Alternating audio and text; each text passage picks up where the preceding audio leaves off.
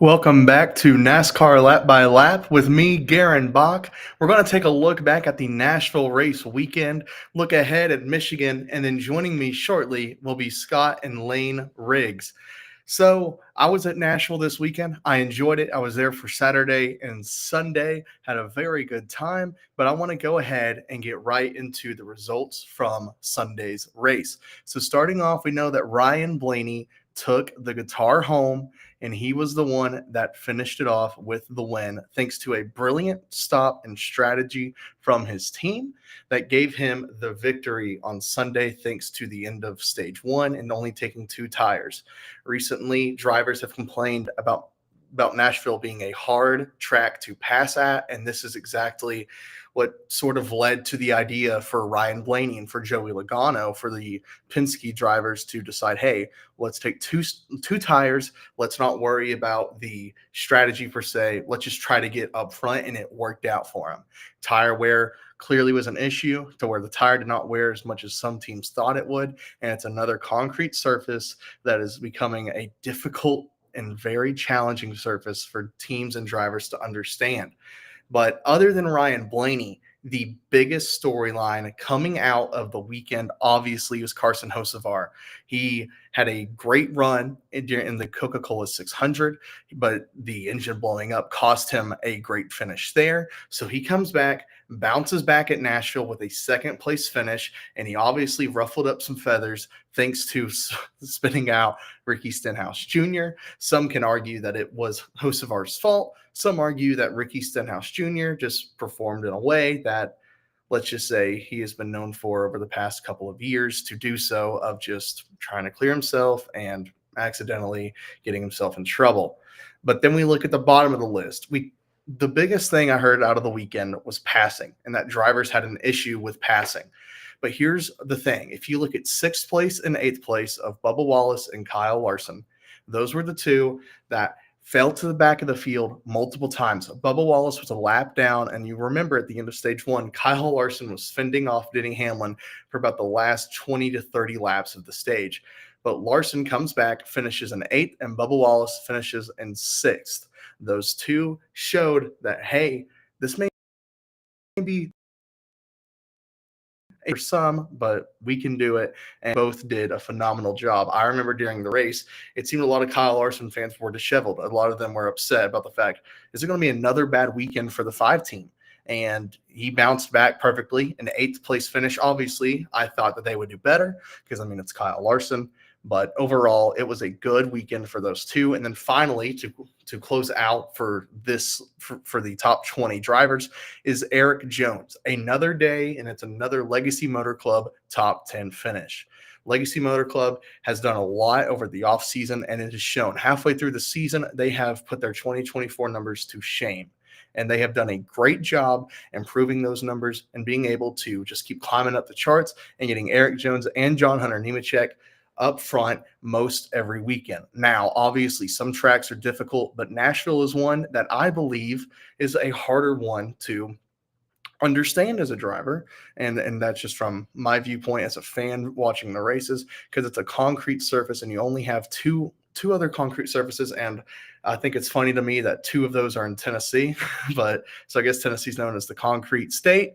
But it was a good weekend for those 5 drivers. And then for just the whole top 10, it was a good weekend for them. But moving on to the back half finishers, the ones that I've highlighted I thought were important. Obviously, Corey Heim moving up from the truck series, and he and Carson Hocevar were basically racing back and forth for the entirety of stage 1. And then Corey Heim he just got in an accident, just a bad luck for him. But the other 3, Alex Bowman, Ryan Preece, and Shane Van Gisbergen, I highlight them for this reason. We're halfway through the season, and if you look at Alex Bowman and Ryan Preece, those are 2 drivers that are right now just a little bit above or around the cutoff line. The issue for those 2 is the fact that When you have performances like this, it's going to be a problem. And for those two, it's kind of becoming a problem. But the good news is that RFK is going to Michigan. It's Brad Keselowski's home track. It's a track where Ford expects to do well. But finally, Shane Van Gisbergen, 25th in points. Finished 25th. He did not make the in-season tournament due to points, but this is something that I expected to be the status quo for him, in the sense of he has not been one who has performed the best on ovals, but it's more so as long as you can get a win, you're in. Every driver says it. It's just if you can get the win, you're in, and that's why racing in moments when there's a late restart, there's typically more cautions. Now, Nashville overall for the Cup Series, I was shocked. The cautions seemed to happen a lot in stage 2, but stage 3, it was quiet. It stayed calm. And for the Cup Series there, after a 5 overtime weekend there last year, to be able to come here, have a quiet race, a strategy race, it was a very, very enjoyable sight for fans and the teams alike. The Riggs family of Scott and Layne Riggs onto the show here. So I want to thank you guys for joining. I appreciate you guys taking the time out of your day to join me here. Layne, I want to start off with you. I just want to ask you about your overall just experience at Nashville and just how you thought you did there.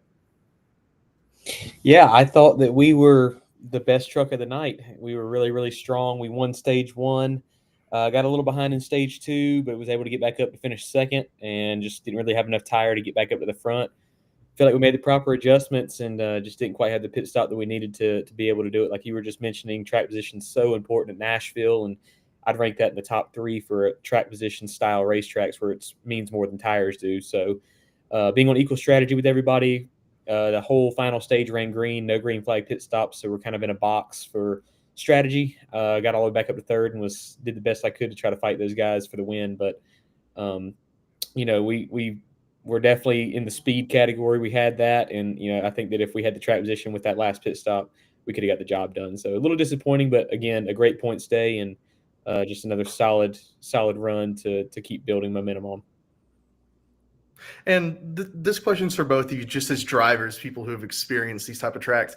What makes the concrete surface just different from asphalt? What about it would you say is different, just on the cars, on the trucks, just on driving? Dad, you answer this one. You got more experience in Nashville than me. Well, I mean, the concrete obviously has a lot of grip. It doesn't change as much with weather. It also usually takes rubber, and plus they also put down traction compound at Nashville. So Nashville's always been a type of place that always is a tight racetrack. You carry so much speed with so much grip, but the corners, for the size of being 1.33 miles, the size it is, it's going to be pretty tight corners in relation to the speed you're able to carry. So I think the traction compound helped open the track up for width-wise, but the rubber, it seemed, when it got put onto the track, it actually slowed the trucks down. It actually was a place that the truck started becoming slick and losing grip with the rubber buildup. So they had to start moving around on different, looking for clean racetrack to have that grip. So I think they did a good job there with the traction compound, but still it's like super difficult to be able to have that kind of grip, have that kind of speed, and going that fast on just 1.33 miles. Even though we're so used to going fast on 1.5 miles, that extra smaller part of the track really makes the corners tighter and hard to manipulate. So, Scott, obviously you have the win at Nashville, you have the guitar. I just want to ask you overall, just being able to see, the NASCAR has been racing at Nashville now for about half a decade again. Whenever it came back onto the circuit, what were you back? Did you have maybe a nice feeling towards the track, or did you just, I got the win, guitar's cool, or overall just what are your thoughts on the place? Well, I mean, I think that Nashville was a great racetrack in general for us. I was able to win there in 2001 with the trucks. I won there in 2003 and 2002 with the Busch car, the Xfinity car now. So every time I went back there, I definitely had a good feeling, had confidence we could have a good car and a good feel and a good baseline for what I needed to feel behind the wheel to have a good car to be able to win the race. But when it did go dormant from us being able to race on it, it really opened up the window for testing. So it became the testing ground for all the Cup teams. Just really wore Nashville out, including myself when I was at Stewart Haas, spending so much time and so many days there testing. I mean, from tire setups to different spring combinations and just body positioning. I even had to do an engine test there and run a 500-mile engine test. So it was, we spent a lot of time racing the stopwatch. And by doing that, I think they had a lot of trust in me because I've had some success there in the past, but then also able to go there and learn so much more by just racing that stopwatch every single lap and knowing exactly where to position yourself to make the best lap time. And of course, I tried to talk to Layne a little bit about that when the trucks are going back, because I was so excited that he got a chance to get back to Nashville and have a race there again and again. And now he's been there, I think, 3 times. And I felt like he had a great truck. I think him and Dylan are doing a great job on the team, and Jonathan with the engineer. I think all of them were working really well together to make sure they produced and put out the kind of truck with the kind of feel that Layne needs to be able to be aggressive and win these races. So, Scott, you mentioned Layne. So, Layne, I want to ask you, learning from your dad, how has that helped you as a driver? Like just the aspect of family, how has that played a role in your relationship with racing, but also with your dad? Well, it's a easy mentor to get a hold to, and somebody that has taught me about all I know. And I think more of a mental mentor than really just keeping myself, my head right better than just the pure driving aspect. I feel like he's just kind of let me figure the driving part out myself. You know, we can talk about it all day, but really until you do it and get some experience, you kind of just have to figure that out yourself. But being in tough situations and just reminding yourself it's a long season, long races, and just thinking bigger picture, he's always been a really good person in my corner for that. But yeah, I remember talking about Nashville back in the day and wishing that it would come back, and always hearing, I don't know why we don't race at Nashville anymore. It's such a good track. So I'm glad that places like Nashville and North Wilkesboro and Rockingham, those are all places that are like normal on the schedule now. They're not really crazy. Like you see it every year and you're like, yeah, that's where we're going this year again. I think that's really cool that we're back to our roots in that aspect.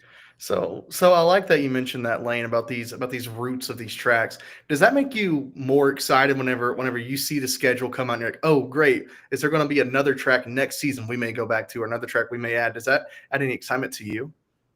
Yeah, I like going to new tracks. I feel like for me, being newer and say just seeing these tracks for the most second time this year, going to new places really levels the playing field for me in the competition. When we go to Charlotte and Darlington and Homestead and places like that they've been going to forever. I feel like it was always, I had to learn more quickly and to be able to keep up. I feel like I've done a good job at that. When those other guys, Crafton and Infinger and all those guys, they've been racing at these tracks the whole time, got them figured out. So when we go to a new place, they're equally in the same ballpark as I am, trying to figure it out. So I feel like that, places that we go to that are new for everybody, I'm really able to shine. So I mentioned the family aspect growing up. Scott, would you say that you had any influence on Layne wanting to get in the car and just drive from a young age? Or would you say that he just picked it up by following in your footsteps? Absolutely had nothing to do with it. It really, he always had a passion for anything with wheels. He always wanted to be going fast, riding something. Even when he was young, I used to try to get him to get out and be on bicycles and play in the yard and ride around in the driveway. And it wouldn't be 5 minutes, and he wanted to be off the bicycle onto a moped, and off the moped onto something else that had an engine. And then it just kept evolving and kept evolving. He showed interest in driving things and going fast and pushing the limits way early before we ever even talked about my career or what I was doing for myself in my career. I think that seeing that kind of passion and that kind of drive, and then able to witness the kind of natural raw talent that's not been told or taught to him. It's just something that came really easy for him. And knowing that he had that kind of talent, and then at the same time knowing that he was passionate and strong-minded about staying focused and staying determined on whatever that goal was he wanted to do, no matter if it was a project in the yard doing yard work or if it was something working on the race car. Once he got his head set on it, he was 1,000% wide open, not going to stop until he got it done. And that's the kind of thing that racing takes. It takes that kind of determination. It takes that kind of passion. You have to, you really have to live and eat and breathe racing to be sharp at your craft and to keep honing your craft. And the driving part, I've never had to coach him on. I mean, sure, we'll talk about lines or what you have to do and things like that. But I talk to him just from a person that's been there and understand the kind of battle that you go into in the race, and you're in this world that's only you are experiencing these forces, these loads, the heat, the fatigue, the fall off on the tires. Only you know what that feels like. And so I feel very fortunate being able that I've been there before, and I understand the kind of zone he goes into. And all I've ever done is just try to slow him down, to be honest with you, just try to make him be patient, be methodical. And I think that somewhere like Nashville was something that really he really showed his growth in those areas, because he was so smooth and patient. Took his time on the initial start to get the feel. He put himself in good positions. Anytime he was in a bad position, instead of just driving in there even harder, even though it was going to put him in a bad position, he would slow down and make sure that he positioned himself where it wouldn't cost him as much time around other trucks or where he was on the track. So all those kind of things just come with time, and he's always excelled at that himself. And I'm just it makes me fun to be able to sit back and watch from the stands and be proud of what he's doing, and try to I'm always the worst critic. I'm going to be the guy that's going to tell him when he screws up, he knows that he's going to get the earful from me. If he doesn't hear from anyone else, he's going to hear it from me. And I don't have very much things to say in a negative way. Most of the time, I'm just trying to point out the things that he is doing right and the things that I really was impressed with, or some moves that he did, or like Charlotte, when he really busted his butt but didn't hit anything and saved the truck that nobody saw. I wanted to make sure that those are the kind of things that I say, hey, man, that was close. You got to be careful situations like that. So I think if I wasn't there to watch them and see every single corner and every lap and really understand what he's doing behind the wheel, then I couldn't be that kind of critic. So I'm fortunate enough to be able to go to those races and see them and experience them, and hopefully just put my 2 cents in. Well, I appreciate hearing that. Just to get the background on you, Layne. Layne, would you say that all that's right? Is there anything that you would say maybe your dad kind of influenced you on? No, I think that's right. I mean, I didn't really care to race when I was young. He's right about that. And I just wanted to go fast and do that stuff. And then I realized, like, well, if I'm going to go fast and drive stuff, I guess I can race. That'd be cool too. So then, I wanted to race. It was, initially kind of like are you sure kind of thing. And let's just try it out. And then after my first couple of races, it was it. That's all I wanted to do. So, of course, that was 10 years old. You got to realize we're talking about. I was 10. I've been racing for more than half my life. I'm 22 now, and I started racing cars when I was 10. And finally, when I got Mom's approval, we were able to go do what we wanted to do. So, 12 years of racing now. It's pretty crazy. I feel like Mom's approval is probably the most important approval there. So I'm sure you were excited to get that out of the way when you were young. I want to ask just about, because racing is dangerous in nature, and we see nowadays a lot of younger drivers, it seems, to be making their ways into NASCAR's top levels. So Scott, as a parent, but also as a former racer, do you ever have any concern about the truck series, maybe how the drivers race in there? Do you ever get worried that maybe that's more dangerous than the other two series, or would you just say it's all dangerous overall?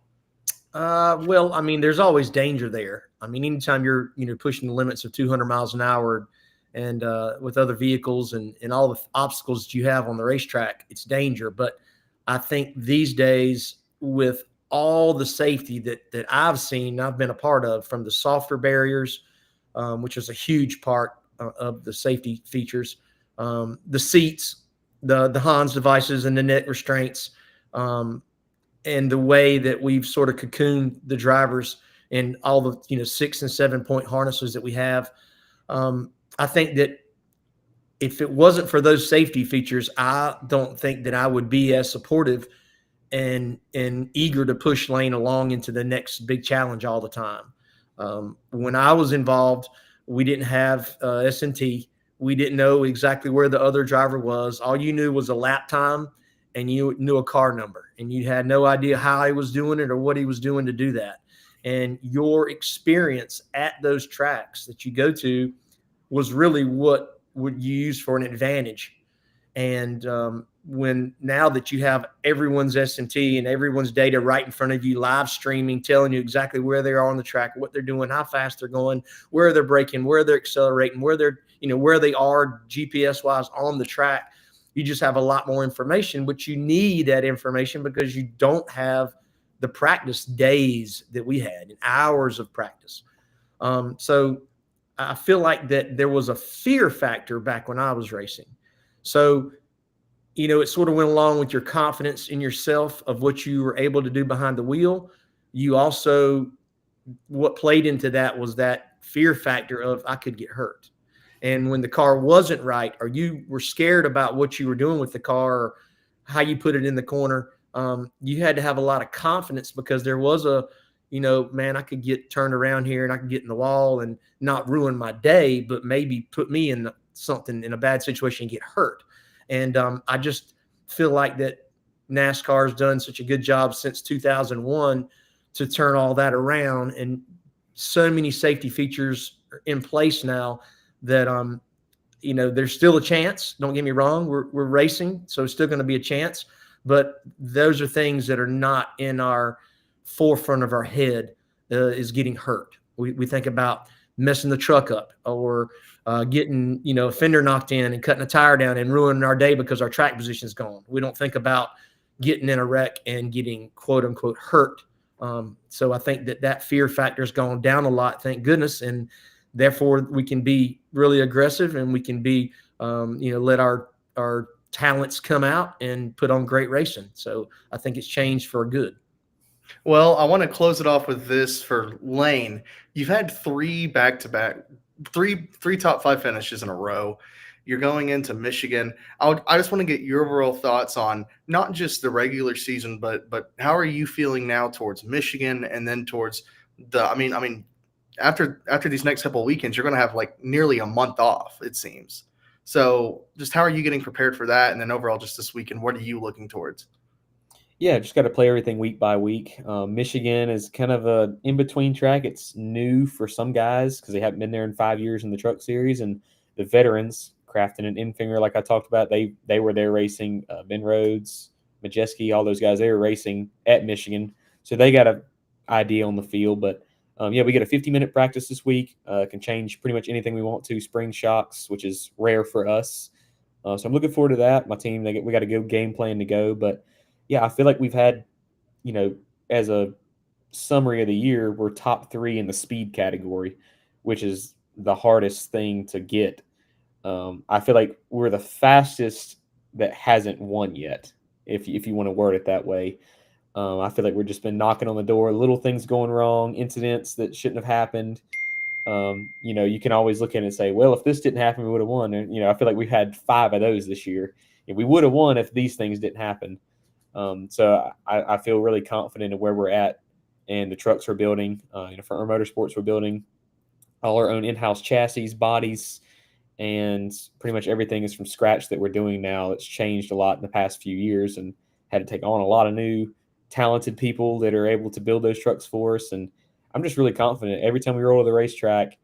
I feel like we're going to win the race, and that's a great feeling to have, that you have confidence in your team and your crew. And you know that when you show up, you got the piece to beat, and you're, the guy to beat when you show up. That people look at you and think that, and that's good for confidence booster. And I feel like we're in a good spot. I'm just ready for a day to go perfect start to finish. I know if that happens, we're going to have the speed to be in victory lane. So, yeah, I kind of not a big fan of the long break. I wish that it was more. I think this is week 8 in a row that we've raced. So it's tough for us to race back-to-back weekends, and all of a sudden you give us a whole month off. I feel like it'd be better to just consistently do an every other weekend schedule to make the year more consistent. But definitely going to go on vacation a little bit, try to relax, regroup, and make sure that our equipment's 110% when we get to the racetrack for the next race. I don't even know what that race is. I can't think further than a week ahead. Well, Layne, I want to wish you good luck on this weekend, the remainder of the season. Scott, I want to thank you, and Layne, I want to thank you both for joining. I appreciate having you both on. Yes, sir. Yep, sounds good. I appreciate it. It's good to talk and tell some old stories. So that's pretty cool. All right, y'all have a good one. Thank you so much. All right, take care. So that was Layne Riggs and Scott Riggs. Layne Riggs driving for Front Row Motorsports. They're gone now, but Front Row Motorsports. And then Scott Riggs, who the father, he has raced in the series, has raced in all top 3 series, is someone who has experience, has won in the Craftsman Truck Series, and has won in the Xfinity Series. So I think it was great to get some insight on them. I'm very surprised to hear that it was more so Layne wanting to race without Scott really doing anything, but I'm impressed with that. I enjoyed having them on, but now I want to get and touch on the Michigan weekend. But the biggest storyline going into that weekend is not necessarily a certain driver or a certain team. It's the in-season tournament. The cutoff race for the in-season tournament was last weekend at Nashville, and a few drivers didn't make it. I totally am blanking on them, so let me pull it up real quick. I apologize for that, but as I mentioned earlier, one of them was Shane Van Gisbergen that did not make the cutoff because of the fact that you had to be top 32 in points. So the drivers that did not make it are Shane Van Gisbergen, Cole Custer, Riley Herbst, and Cody Ware.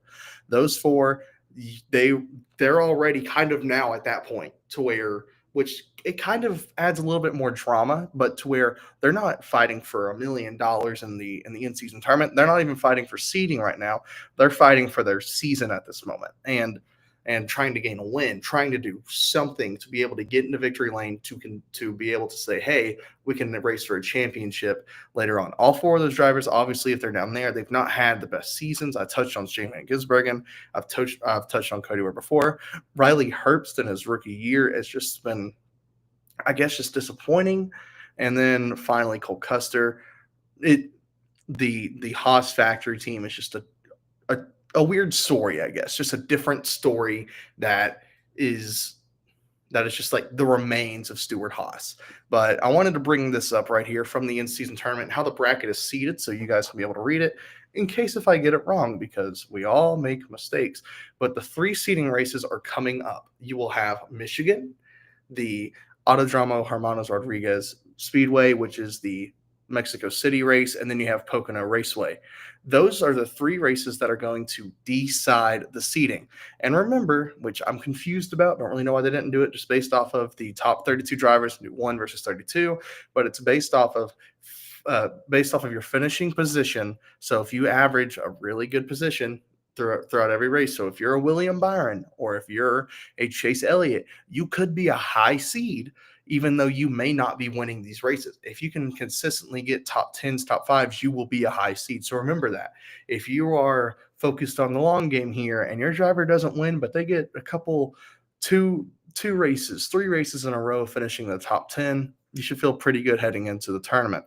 But these are the races that are going to decide the tournament. These are the 3 races that are going to be important. Obviously, you see the tiebreaker there. It's the next best finish in the 3 seeding races.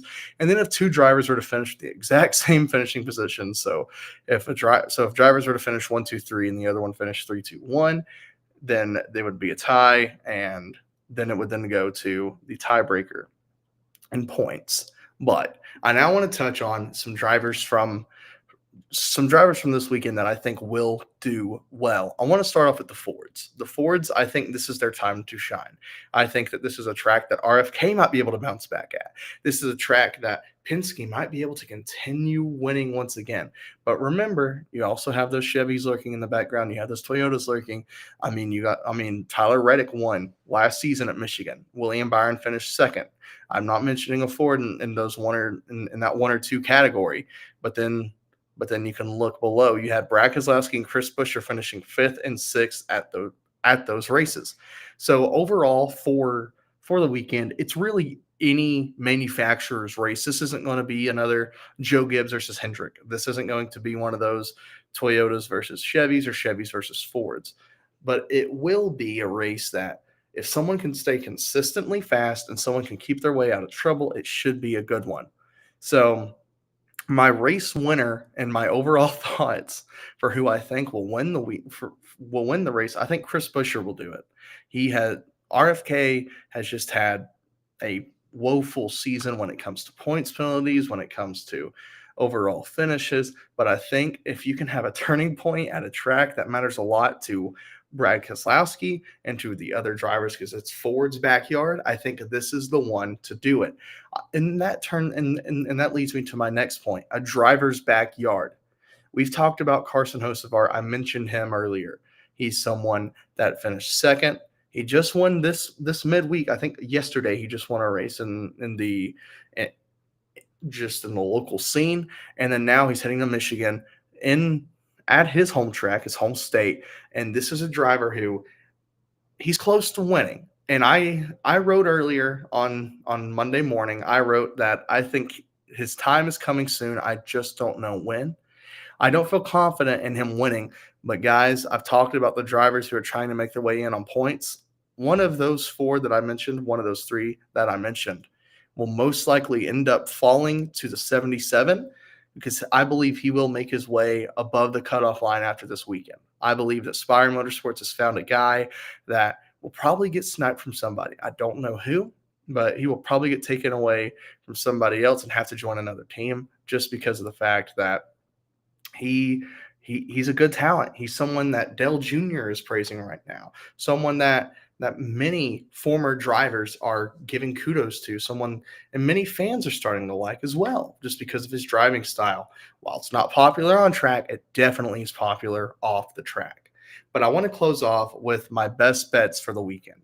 So I mentioned I like Ford a lot this weekend. And I like Ford to win the race. I think that a Ford team will win the race. So over on DraftKings right now, the winning manufacturer, Chevrolet is plus 130, but Ford is plus 275. I like Ford here. I really think that the Blue Ovals will get it done. And as I mentioned, I said Chris Buescher will be able to be the one to win. He's sitting at plus 2,200 right now.